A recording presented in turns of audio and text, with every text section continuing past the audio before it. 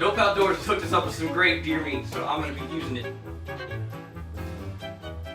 You see, so this has been tenderized. As you can see, it's been run through a machine. It does this for you. It does have a little bit of a gamey taste. I want to dip it in honey mustard because I just think it goes good with mustard. So I was thinking this being like almost like a chicken tender.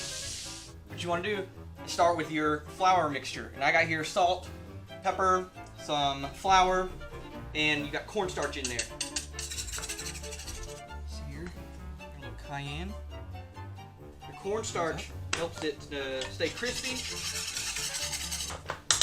Okay, our butcher's done tenderized it for us, so we don't have to beat on it or marinate it for any ridiculous amount of time.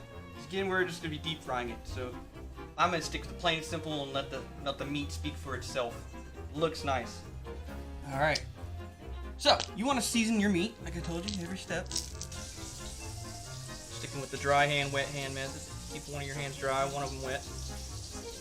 And this is the chicken fry technique. So dredge it. We're gonna go back into the flour.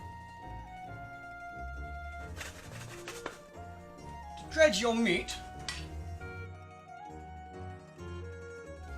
First time in flour is not too important. You just want to dust it, but this is going to be your outside beautiful layer. You know, who started calling it venison? See, sizzling there, nice, looking good.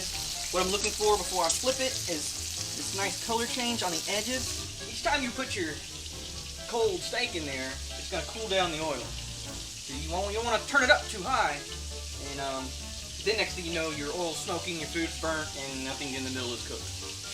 It looks about ready to me.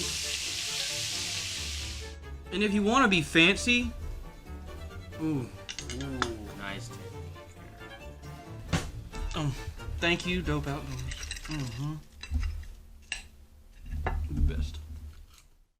Episode 1 of my venison adventures is what I'm gonna call them. Dope Outdoors is just sending me some deer meat, so I'm just gonna use it in whatever way I think needs to be cooked that way.